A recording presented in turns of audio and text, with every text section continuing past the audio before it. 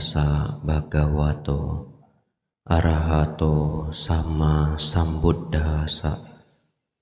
Namo tassa bhagavato arahato sama sambuddhassa. Namo tassa bhagavato arahato sama sambuddhassa. Kalena dhamma sawanang eta manggala muttamanti.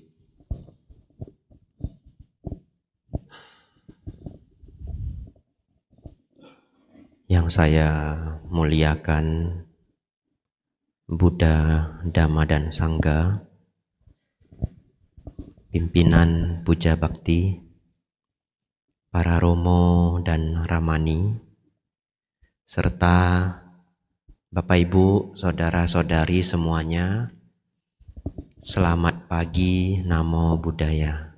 Namo Buddhaya. Bapak Ibu Saudara, lama sudah saya tidak hadir di sini. Kemarin mengisi via online, tapi hadir langsung. Ini Dhamma Desana perjumpaan pertama secara langsung setelah 4 sampai 5 tahun.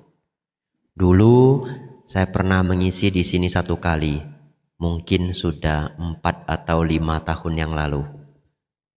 Bapak Ibu Saudara, hari ini kita akan membahas mengenai kekuatan meditasi dalam kehidupan sehari-hari.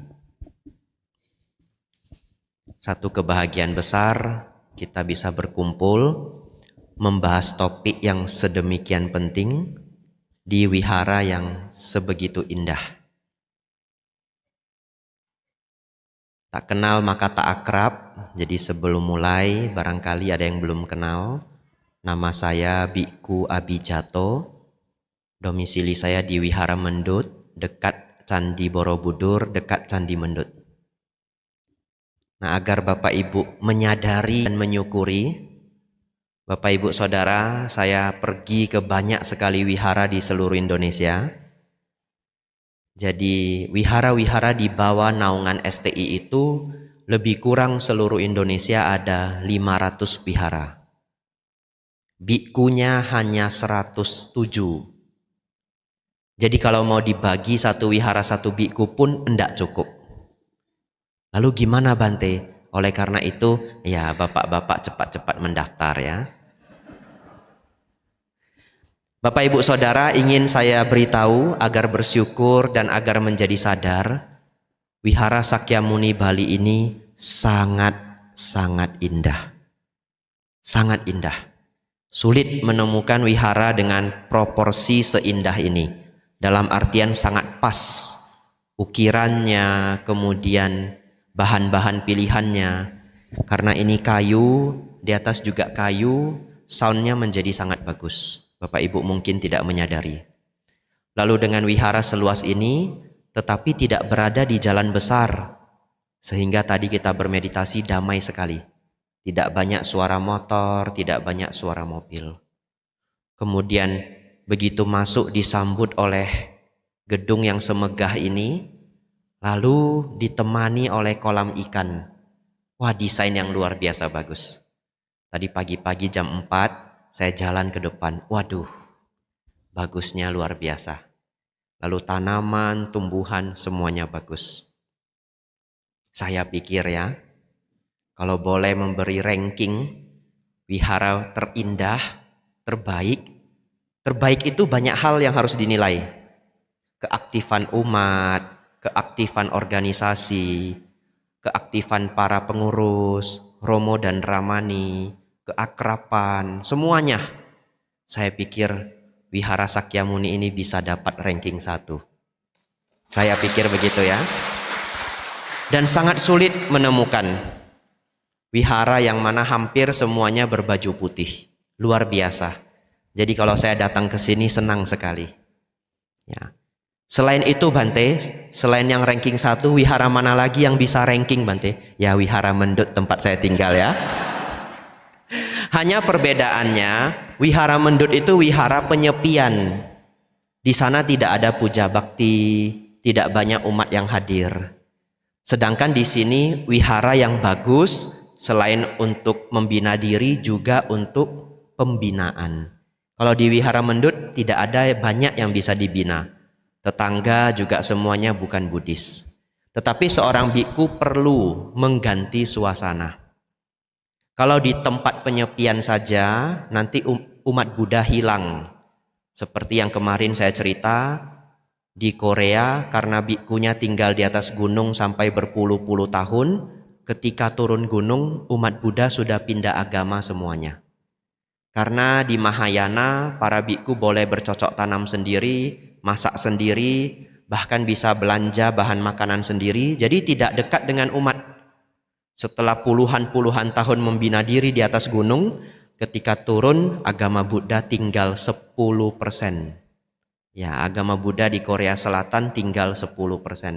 Agar hal itu tidak terjadi, bagaimana? Biku harus ganti-gantian. Kadang ke desa atau ke daerah hutan, ya, kadang ke kota. Bergantian seperti ini jadinya bisa balance. Jadi kadang saya ke kota, di sini kota Denpasar, nanti saya kembali ke desa. Wihara mendut itu desa, namanya Desa Mungkit. Yang belum pernah datang nanti silahkan berkunjung. Bapak Ibu Saudara, saya diberitahu panitia, saya memiliki waktu 40 menit untuk memberi bahan.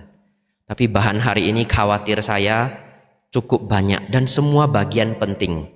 Mau saya potong bagian yang mana tidak tahu. Semua penting. Tapi mudah-mudahan bisa pas lebih kurang 40 menit ya. Ya, tapi saya sudah terpakai 5 menit introduction, anggap saja bonus ya. Ya, anggap saja bonus 5 menit. Boleh diserahkan anumodana ya. Bapak Ibu Saudara, kita akan mulai dengan hal yang penting. Lahir sebagai manusia, Bapak Ibu, kita memiliki sistem pikiran yang sangat rumit. Uniknya, bahkan kadang manusia itu sendiri tidak tahu cara sistem berpikirnya sendiri. Sehingga beberapa orang yang tidak terampil bisa jatuh dalam penderitaan yang besar. Bapak Ibu Saudara, apabila kita menganggap level ini adalah level manusia normal, hari ini saya akan membahas bagaimana level pikiran seseorang yang jatuh dalam kekelaman dan bagaimana pikiran manusia yang menjadi sangat luar biasa. Jadi di bawah normal dan di atas normal. Nah, umumnya manusia kita ambil level pertengahan ini. Emang gimana Bante ciri-ciri manusia pada umumnya? Nah, ciri-ciri manusia pada umumnya pikirannya itu suka dan duka datang silih berganti, betul ya? Diliputi oleh duka ketidakpuasan. Jadi sudah mendapatkan yang diinginkan, kebahagiaan itu nanti menguap pelan-pelan, kemudian tidak terpuaskan lagi. Muncul keinginan lain yang lebih besar. Keinginannya terpuaskan, muncul lagi keinginan lain-lain yang lebih besar. Ketika keinginan tidak terwujud, muncul kemarahan dan kekesalan atau kekecewaan. Ini manusia pada umumnya. Kita turun ke bawah dulu. Turun ke bawah dulu ya. Bapak Ibu Saudara, ketika pikiran manusia mengalami permasalahan penderitaan, tahap pertama adalah depresi ringan. Depresi ringan. Apa itu depresi ringan? Ketika seseorang mengalami banyak masalah, stres dan sebagainya, dan guncangan pada dirinya yang cukup besar, pelan-pelan dia akan mengalami keadaan yang disebut depresi ringan. Apa sebenarnya artinya depresi? Depresi itu adalah keadaan di mana seseorang merasa sudah tidak ada kebahagiaan dalam hidupnya. Ya. Dia merasa sudah tidak ada kebahagiaan dalam hidupnya. Tapi ini masih depresi ringan, belum yang berat. Kalau sudah depresi ringan, apa yang terjadi? Hidup ini rasanya hambar. Aneh sekali, rasanya hambar. Ketemu teman yang disukai, tapi kok saya tidak bahagia ya. Padahal dulu kalau ketemu dia saya bahagia. Kumpul dengan keluarga, tahu itu momen yang menyenangkan. Tapi kok hambar ya hidup ini. Begitu ya. Lalu pergi cari makanan yang disukai. Sambil menikmati makanan yang disukai, kok enggak seperti dulu ya rasanya. Nah, jadi setiap hari perasaannya hambar. Ini adalah ciri-ciri orang yang masuk pada level fase depresi ringan. Ditandai juga dengan hilang minat dan hilang bakat. Hilang minat maksudnya apa? Apapun tidak ingin dilakukan. Lalu yang dulu menjadi bakat seperti tidak ingin lagi dilakukan. Hilang minat, hilang bakat. Dan ada satu pertanda. Kalau Bapak Ibu semoga tidak ya, curiga. Saya ini depresi ringan enggak ya? Bapak Ibu pergi melihat pemandangan yang harusnya Bapak Ibu sukai. Misalkan Bapak Ibu yang senang pantai, pergilah ke pantai ketika matahari terbenam. Bapak Ibu yang senang gunung, pergilah ke gunung ketika matahari terbit. Di saat melihat matahari terbenam, matahari terbit, itu harusnya indah, betul ya? Tapi begitu Bapak Ibu duduk, melihat matahari terbit, melihat matahari terbenam di pantai yang indah, dalam hati berkata, harusnya ini indah ya. Tapi kok nggak ada senangnya ya? Di mana rasa senang saya? Itu depresi ringan. Begitu ya Bapak Ibu ya. Nah, Bante kalau saya depresi ringan bagaimana Bante? Ya, dengarkan ceramahnya sampai habis. Begitu ya. Ya. Lanjut Bapak Ibu, kita turun lagi. Depresi yang berat. Kalau depresi berat, benar-benar bisa merasa setiap menit dalam hidupnya itu penuh kekelaman. Bahkan beberapa orang yang merasa hidupnya sudah tidak akan ada kebahagiaan lagi, dia bisa berpikir untuk bunuh diri. Kita turun lagi yang lebih kelam. Di level sangat bawah ada depresi berat. Bapak Ibu Saudara mungkin tidak tahu, depresi berat ini salah satu penyakit paling menyedihkan di dunia ini. Kenapa? Ketika depresi menjadi sangat kuat, batinnya itu setiap detiknya menderita, tubuhnya menjadi lumpuh, beneran. Kaki tangan semuanya lumpuh. Barangkali keluarganya berpikir dia stroke, kemudian cepat-cepat dilarikan ke rumah sakit. Tetapi begitu di scan otaknya, tidak terjadi penyumbatan atau pecahnya pembuluh darah. Istilahnya iskemik atau hemorrhagic, tidak ada. Tidak ada kerusakan pembuluh darah. Lalu dokter mengecek, ternyata dia sudah depresi bertahun-tahun. Ini adalah keadaan depresi paling berat. Bapak Ibu bayangkan, seseorang menjadi lumpuh, tidak bisa bergerak, makan tidak bisa, ke toilet tidak bisa, karena terlalu duka. Karena terlalu menderita. Karena terlalu sedih barangkali. Suasana hati yang sangat buruk. Sampai seluruh badan menjadi shut off, menjadi berhenti. Saya tidak bisa membayangkan seberapa menderitanya makhluk atau orang tersebut. Tidak bisa saya bayangkan. Itu seperti antonimnya nibbana. Betul ya? Kalau nibbana itu adalah setiap momennya bahagia. Ini setiap momennya adalah neraka. Setiap momennya adalah neraka. Sampai seluruh badan tidak bisa bergerak. Ini salah satu penyakit paling menyedihkan di dunia. Bahkan menurut seorang ahli, ini penyakit ini lebih menyedihkan daripada kanker. Orang yang terkena kanker, divonis tahun depan akan meninggal pun masih bisa tersenyum. Tahu dia tahun depan sudah mau meninggal, kalau temannya datang dia masih bisa tertawa-tawa. Walaupun nanti temannya pulang sedih lagi. Tetapi masih ada momen suka duka. Satu lagi Bapak Ibu. Keadaan batin yang sangat menyedihkan, yaitu serangan panik. Semoga tidak ada yang terkena serangan panik di sini. Apa itu serangan panik Bapak Ibu? Coba Bapak Ibu bayangkan, pernah tidak mengalami keadaan yang sangat mengerikan? Misalkan kita naik mobil, naik kendaraan, kemudian mobil atau kendaraan itu hampir tabrakan. Atau hampir jatuh ke jurang. Kemudian tekanan yang terjadi di batin itu Itu yang sedikit lagi jatuh ke jurang tapi tidak jadi. Saya pernah mengalami. Hampir jatuh ke jurang tapi tidak jadi. Hampir tabrakan tapi tidak jadi. Tekanan sepersekian detik itu rasanya sangat menyesakkan di dada. Itu yang dialami orang normal ketika menghadapi bahaya. Begitu ya. Bayangkan orang yang mengalami serangan panik, pikirannya menjadi error, kemudian keadaan yang sangat menyesakkan itu bisa muncul tiba-tiba. Tanpa ada masalah atau tanpa ada ancaman. Muncul saja tiba-tiba, random time. Dan sebegitu sudah muncul, perasaannya persis seperti hampir jatuh ke jurang. Perasaannya seperti persis hampir tabrakan. Dan itu berlangsung sampai bermenit-menit. Kalau kita yang pernah mengalami hanya beberapa detik. Ini bermenit-menit.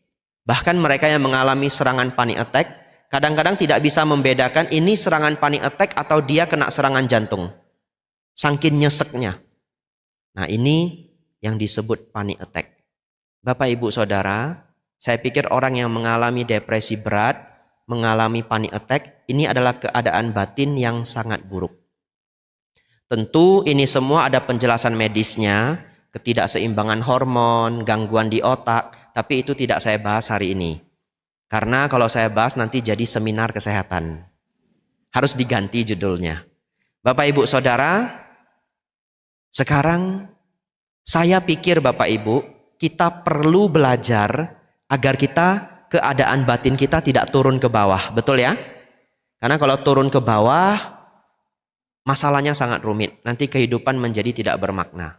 Sekarang Bapak, Ibu, Saudara, bagaimana Bante supaya kita tidak turun ke bawah, apalagi bisa pelan-pelan naik ke atas, keadaan batin yang lebih baik? Caranya adalah tentu salah satunya adalah dengan bermeditasi. Bapak, Ibu, Saudara, selanjutnya saya ingin membahas seberapa luar biasanya meditasi. Seberapa luar biasanya meditasi. Ada sebuah eksperimen yang dilakukan oleh seorang penulis buku, dia juga seorang psikolog S3 dari Harvard, namanya adalah Daniel Goleman. Yang senang baca buku, barangkali pernah baca bukunya, judulnya Kecerdasan Emosional, Emotional Intelligence. Ini saya tidak di-endorse ya. Bapak, Ibu, Saudara, ternyata Daniel Goleman ini sudah melakukan penelitian mengenai meditasi selama lebih dari 30 tahun. Dengan sangat serius. Dia bekerja sama dengan seorang ahli saraf namanya Richard Davidson. Di satu universitas, University of Wisconsin. Dan mereka punya laboratorium yang di dalamnya bekerja lebih dari 100 orang. Dan penelitian mereka adalah mengenai meditasi. Apa yang mereka temukan? Mereka mengundang para meditator dari berbagai negara, dari Prancis, dari Nepal, dari Tibet, dari India, dan berbagai daerah lainnya, untuk dilakukan penelitian. Penelitian yang pertama. Penelitian yang pertama adalah mereka meminta para meditator yang sudah bermeditasi selama 3 tahun secara intensif. Bagaimana ada orang yang meditasi 3 tahun secara intensif? Salah satunya adalah para murid Dalai Lama. Mereka yang bergabung di dalam komunitas atau sangga yang dipimpin oleh Dalai Lama harus melewati meditasi intensif 3 tahun. 1 hari 12 jam selama 3 tahun. Sebenarnya 12 jam itu tidak banyak. Kenapa? Karena sehari ada 24 jam, betul ya? Meditasi 12 jam masih bisa tidur 8 jam. Masih bisa makan sambil ngobrol-ngobrol dengan teman. 12 jam itu juga tidak langsung 12 jam. Pagi 2 jam, setelah sarapan 2 jam, sebelum makan siang 2 jam, setelah makan siang 2 jam, sore 2 jam, malam 2 jam. Begitu ya Bapak Ibu? Setelah mereka mengundang para bikku yang telah melewati, telah selesai pelatihan intensif 3 tahun ini, mereka diuji di eksperimen. Para bikku ini Bapak Ibu diminta untuk duduk di satu ruangan, kemudian mereka akan diberi perlakuan. Nah, perlakuan itu artinya hal yang dilakukan dalam eksperimen, istilahnya adalah perlakuan. Perlakuannya adalah akan dibunyikan suara tembakan, sekuat suara tembakan tank. Buam, kencang sekali, dalam waktu yang tidak ditentukan, random. Jadi bikunya duduk, tidak tahu kapan, tiba-tiba duar, begitu ya. Nah, lalu pembandingnya adalah para tentara. Para tentara elit yang sudah pernah ikut perang di Timur Tengah, para pasukan-pasukan terbaik menjadi pembandingnya. Jadi ada biku dan ada tentara elit. Karena tentara elit itu kan sudah terbiasa dengan suara tembakan. Harusnya mereka tidak terkejut, betul ya? Nah, ini perbandingannya. Para biku yang duduk silahkan, ingin duduk saja, ingin bermeditasi silahkan. Mereka mau melakukan apa silahkan. Yang penting nanti akan ada suara tembakan. Apa yang terjadi Bapak Ibu? Duar suara tembakan itu, ternyata semua tentara yang hadir terkejut. Tidak ada satupun tentara yang tidak terkejut. Lalu apa yang terjadi pada para biku yang diundang? Semua para biku yang diundang hampir tidak terkejut. Kenapa menggunakan kata hampir? Ketika suara itu meledak, badannya itu tidak startled. Startled itu gini, loncat ya. Tidak ada loncatan, tidak ada startled. Tetapi ada micro expression. Jadi masih ada gerakan di wajah, misalkan sedikit kerutan. Jadi mau dikatakan tidak terkejut, ya secara bahasa masyarakat tidak terkejut, betul ya? Karena kalau orang terkejut bagi kita kan loncat toh. Nah, biku ini tidak loncat, hanya sedikit mikro ekspresi di dalam wajah mereka. Ini membuktikan Bapak Ibu bahwa mereka melakukan meditasi intensif 3 tahun membawa hasil yang luar biasa.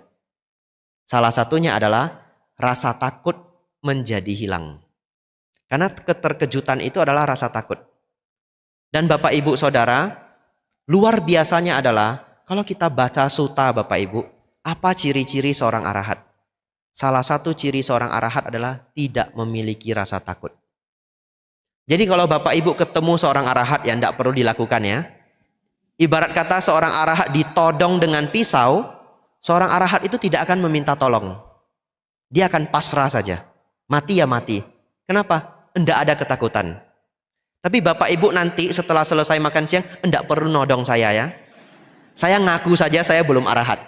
Ya, saya tidak perlu ditodong. Bapak Ibu nanti pas lihat saya jalan ke depan juga tidak usah dikejutin ya.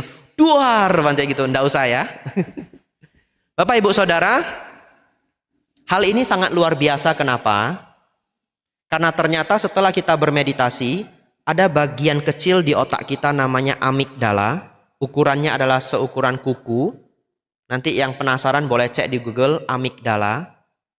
Dan ternyata bagian otak amigdala ini berhubungan dengan rasa takut, sifat agresif, ya, dan juga trauma-trauma.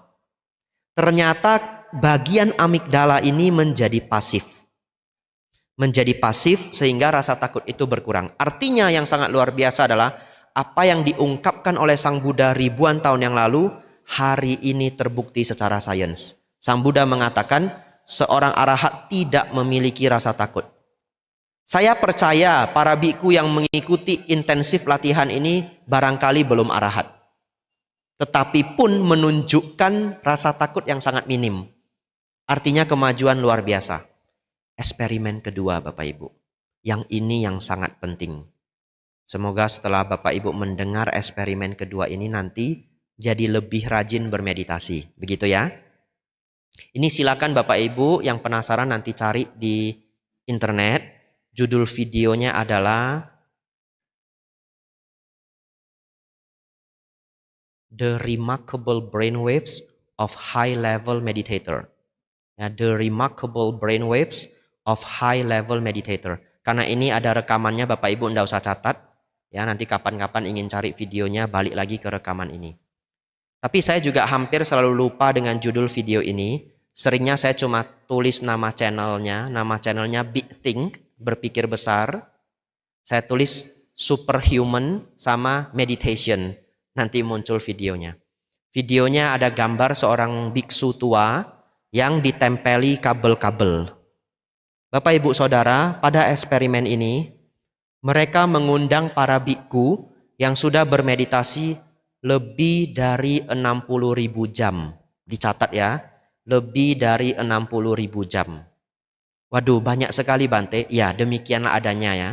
Tadi Bapak Ibu bersama saya sudah bermeditasi 4 menit. Ya, sisanya Bapak Ibu cicil di rumah ya. Sisanya Bapak Ibu cicil. Bapak Ibu Saudara, apa yang terjadi pada beliau-beliau ini? Begini Bapak Ibu. Pada orang normal, kalau mereka scan otak kita dengan MRI, dengan EEG, elektromagnetik, setelah di-scan ditemukan banyak sekali informasi gelombang-gelombang otak. Tapi ada satu gelombang yang sangat khusus. Supaya gampang mereka panggil gelombang ini dengan gelombang gamma. Supaya gampang. Pada manusia normal Bapak Ibu, ketika seseorang mengalami kebahagiaan, gelombang gamma ini akan muncul setengah detik, 0,5 detik.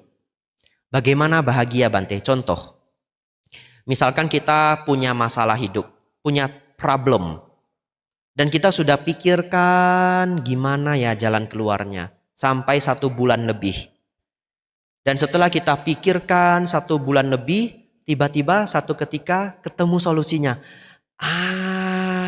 Saya sudah tahu. Pernah Bapak Ibu merasakan ini? Aha moment. Disebut aha moment. Perasaan yang sangat nyaman ya. Gelombang gamma muncul 0,5 detik. Atau misalkan Bapak Ibu sedang lapar, haus, kemudian menemukan buah kesukaan. Orang Indonesia misalkan senangnya semangka. Bapak Ibu ketemu semangka, Bapak Ibu lapar, Bapak Ibu haus, gigitan pertama semangka.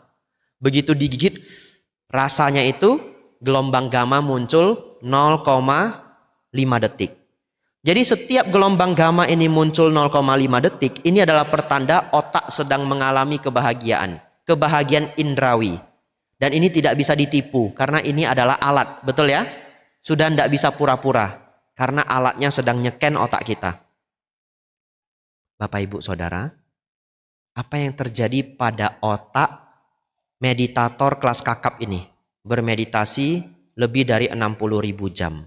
Ternyata Bapak Ibu, para meditator ini memiliki gelombang gamma. Kalau kita 0,5 detik, betul ya? Kira-kira berapa detik? Meditator hebat ini berapa detik? Ternyata gelombang gammanya muncul all the time. Setiap waktu. Sudah tidak bisa dibandingkan lagi. Yang jago matematika nanti pulang silakan hitung. Itu 1 banding berapa? Saya mau ngitungnya bingung saya. 1 jam 3.600. Ini setengah detik, berarti 1 jam 7.200. Kalau 1 hari bangunnya 15 jam, aduh kali sendiri. Tapi saya pernah kali beneran 1 banding sejutaan.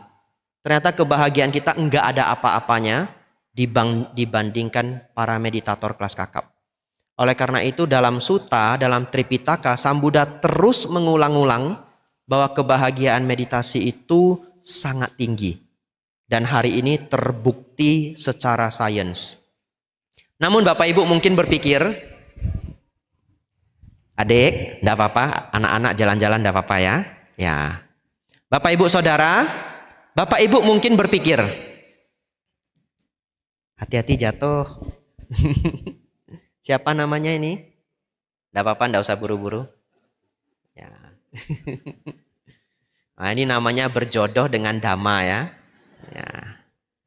Bapak Ibu Saudara, mungkin Bapak Ibu berpikir, Bante, gimana kita bisa meditasi 60.000 jam Bante?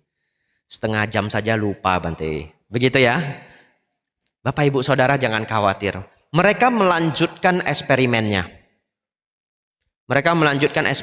Bagaimana kalau seseorang hanya meditasi kira-kira 10.000 jam? Ternyata gelombang gamma itu menjadi muncul sekitaran lebih dari 10 menit. Kalau kita orang biasa berapa? Setengah detik. Mereka lanjut lagi penelitian. Kalau 1000 jam bagaimana? Ternyata jadi sepersekian detik, lebih dari 1 detik. Bisa 5 detik, bisa 7 detik. Lalu mereka juga mencoba yang hanya 100 menit. Kalau yang sudah bermeditasi 100 menit, apa yang terjadi? Ternyata amigdalanya menjadi lebih pasif. Memang gelombang gamanya masih sama, tetapi amigdalanya menjadi lebih pasif. Itu artinya Bapak Ibu, seberapa banyak pun kita bermeditasi, membawa manfaat. Dan harus kita cicil pelan-pelan. Yang 100 menit saja hasilnya ada, apalagi kalau Bapak Ibu sudah bermeditasi lebih dari berjam-jam. Nanti Bapak Ibu boleh tiru seorang pilot. Kalau pilot ketemu pilot yang mereka tanya itu adalah, sudah terbang berapa jam? Begitu ya? Oh, saya sudah terbang 3000 jam. Oh, banyak ya, begitu ya. Oh, saya sudah terbang 7000 jam. Nanti setelah itu di Wihara Sakyamuni ada ini, buku pilot meditasi. Nah, kalau ketemu, kamu sudah meditasi berapa jam? Begitu ya. Bapak Ibu Saudara, 2 informasi ini sangat berharga untuk kita. Karena kita menjadi tahu ternyata kita bisa meningkatkan kualitas kebahagiaan, kualitas batin, dan yang lainnya. Ada beberapa hal lagi yang ingin saya bahas. Tadi kita bahas dari sisi modern science, betul ya? Dari sisi ilmu pengetahuan. Tapi bagaimana yang diungkapkan di dalam Tipitaka, kualitas seorang arahat? Bapak Ibu Saudara, seorang arahat itu dikenal dengan yang tidak memiliki dosa loba moha. Jadi seorang arahat itu tidak bisa marah, Bapak Ibu.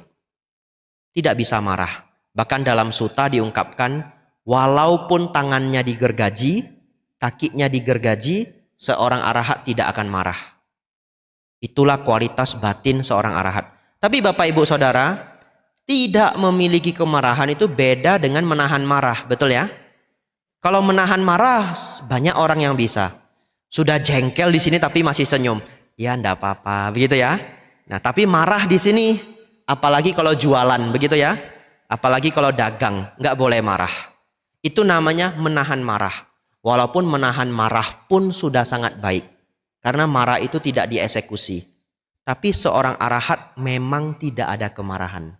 Dicari di dalam batin pun tidak ada kemarahan. Kalaupun mereka menegur, seakan-akan marah, itu ibarat kata marah acting.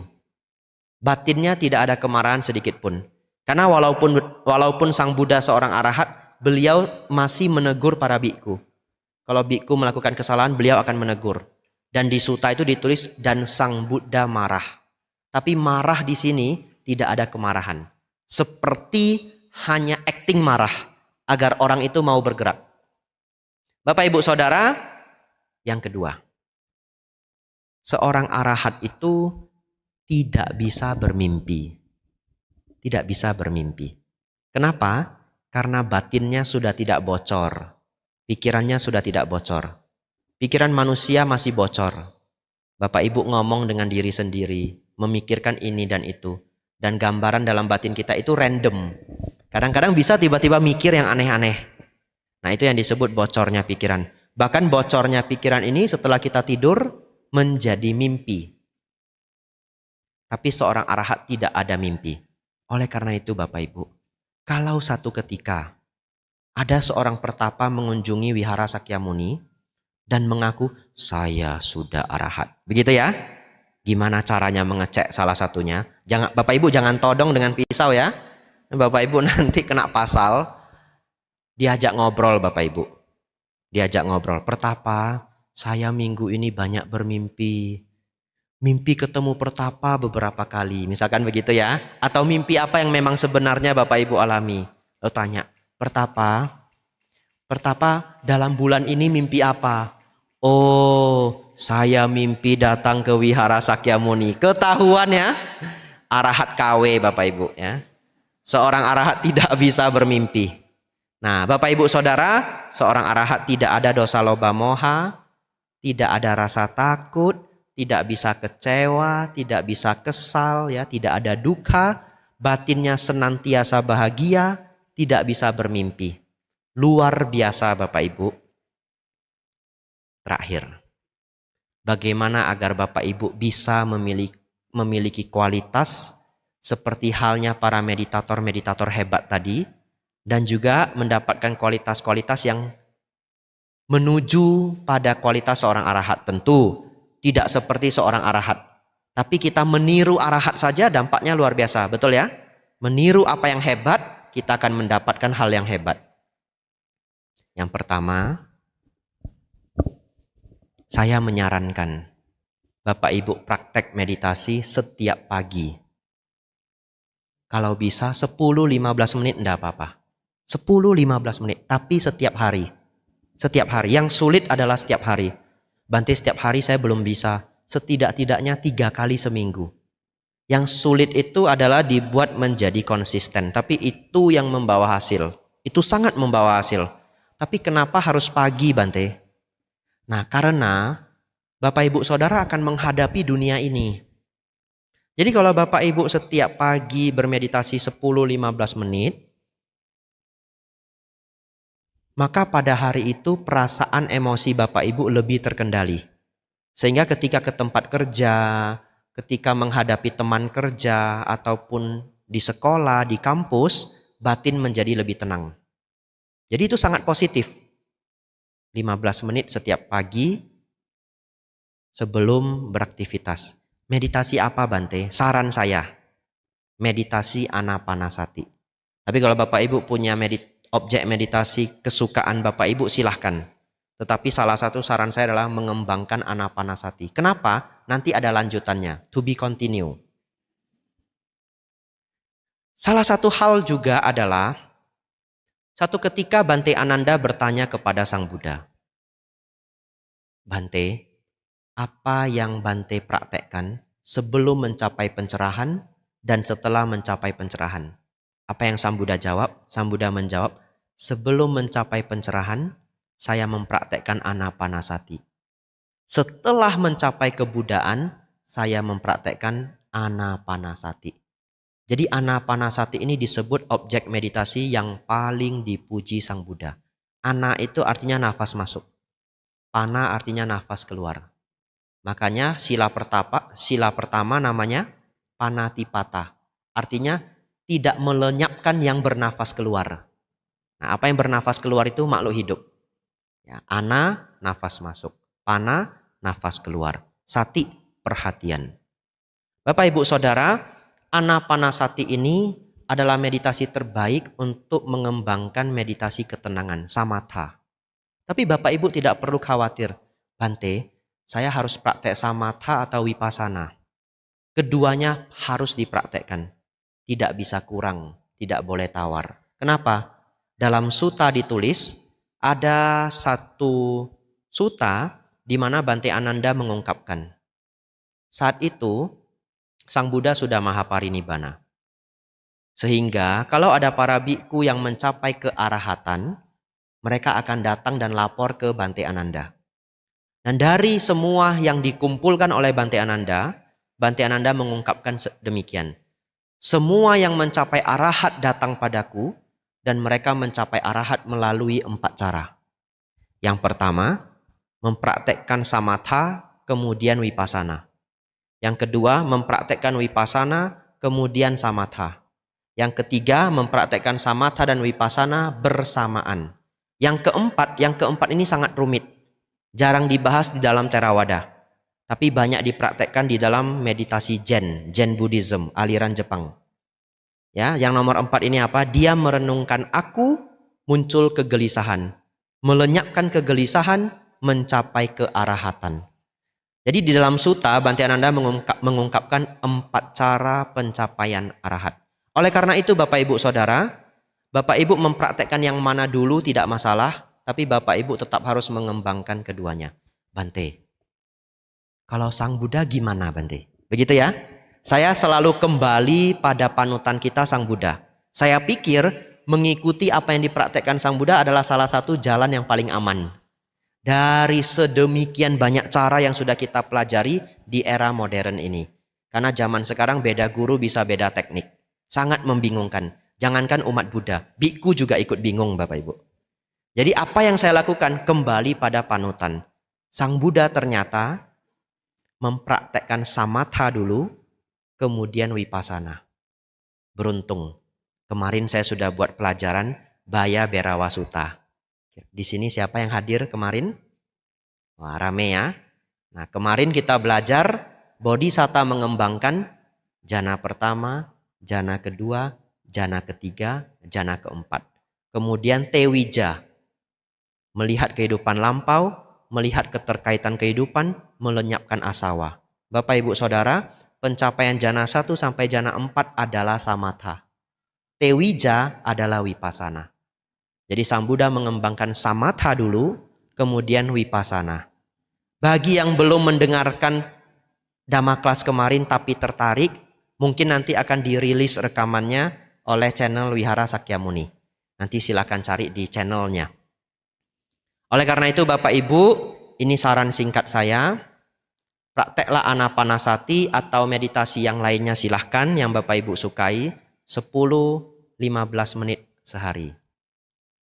Terakhir, sebenarnya saya merasa terlalu singkat ya. Banyak yang ingin saya sampaikan, tapi tidak apa-apa. Terakhir ya, lebih sedikit tidak apa-apa ya. Ya, ini bagian terakhir Bapak Ibu. Ini latihan yang sudah saya praktekkan bertahun-tahun. Selalu saya ceritakan. Selalu saya ceritakan. Bapak Ibu Saudara, kapanpun Bapak Ibu stres, mengalami keadaan batin yang tidak nyaman, apakah marah, apakah kesal, apakah takut, apakah rasa malu, dan sebagainya. Bagaimana cara kita menenangkan stres ini? Dalam bahasa Pali, segala keadaan batin yang tidak nyaman disebut dukkha. Betul ya? Semua keadaan batin yang tidak nyaman disebut dukkha. Pertanyaan saya, marah itu menyenangkan atau tidak? Tidak, dukkha. Sedih tidak menyenangkan, betul ya? Dukkha. Kalau kecewa menyenangkan atau tidak? Tidak, dukkha. Bapak Ibu merasakan malu, menyenangkan tidak menyenangkan? Tidak menyenangkan, rasa malu adalah dukkha. Bapak Ibu Saudara, kita ambil contoh kemarahan saja, karena ini paling gampang dilihat. Ketika Bapak Ibu marah, akan terjadi perubahan fisik Bapak Ibu. Kening menjadi ketat, rahang menjadi tegang. Otot-otot semuanya menegang, jantung berdegup kencang, nafas menjadi berat. Ini ciri-ciri kita stres, dan dalam contoh ini kita sedang marah. Kalau Bapak Ibu marah, nafasnya pasti, kemudian jantung dup dup dup dup dup. Tidak ada, saya belum ketemu orang marah, saya sedang marah, kamu harus hati-hati. Tapi nafasnya tenang begini, belum ada. Kalau orang marah pasti nafasnya berat. Bapak Ibu Saudara, semua ciri-ciri fisik yang tadi saya sebutkan tidak bisa Bapak Ibu ganggu. Tidak ada orang yang bisa membuat jantung yang berdegup kencang menjadi pelan. Belum ada ya. Kemudian otot-otot menjadi ketat juga tidak bisa kita kontrol. Satu-satunya yang bisa kita kontrol adalah nafas. Jadi ketika Bapak Ibu stres, ketika Bapak Ibu marah, setelah Bapak Ibu menyadari ciri-cirinya, caranya adalah harus bernafas dengan pelan dan mendalam. Itu caranya. Jadi begitu Bapak Ibu sudah tahu badan ini sudah mau marah, mengetahui ciri-cirinya tadi, Bapak Ibu sudah merasa kesal, langsung nafas yang tenang dan mendalam. Walaupun badannya tidak mau. Tenang dan mendalam. Tidak harus menutup mata Bapak Ibu. Karena kadang-kadang sedang ada masalah toh. Kita sedang menghadapi orang di depan kita. Lihat saja ke bawah. Kadang-kadang tidak perlu lihat ke bawah. Rileks saja. Tapi nafasnya tenang, rileks, mendalam. Walaupun jantungnya dup dup dup dup dup dan otot-ototnya sudah ketat semua, sudah kencang semua. Setelah 5-10 nafas Bapak Ibu, kemarahan akan berkurang. Kalau Bapak Ibu merasakan takut, ketakutan akan berkurang. Kalau Bapak Ibu sedang mengalami kesedihan, kesedihan akan berkurang. Tapi Bante, Ketika saya marah Bante, saya lupa dengan apa yang Bante bilang. Sudah selesai marahnya baru ingat, aduh kata Bante Abijatto, nafas masuk, nafas keluar, aduh. Begitu ya? Bapak Ibu biasanya akan lupa. Jadi gimana caranya biar tidak lupa? Ini latihannya Bapak Ibu. Setiap Bapak Ibu menunggu apa saja, langsung latihan nafas masuk, nafas keluar. Tenang, rileks dan mendalam. 20-30 detik sudah cukup. Tidak lama. 20 detik tidak apa-apa. 30 detik tidak apa-apa. Dan kalau Bapak Ibu merasa nyaman mau dilanjutkan silakan. Setiap kali menunggu, Bapak Ibu bernafas 20-30 detik tenang, rileks dan mendalam. Setelah itu ingin keluarkan HP silakan. Karena zaman sekarang orang menunggu pasti keluarkan HP. Latihannya bagaimana? Contoh. Bapak Ibu yang bawa kendaraan sendiri, apakah motor, apakah mobil, sebegitu ketemu lampu merah, langsung nafas masuk, nafas keluar. Tenang, rileks dan bahagia. Awal-awalnya sulit Bapak Ibu. Mana ada orang ketemu lampu merah bahagia, betul ya? Nah, cuma kita ketemu lampu merah bahagia. Oleh karena itu menjadi latihan.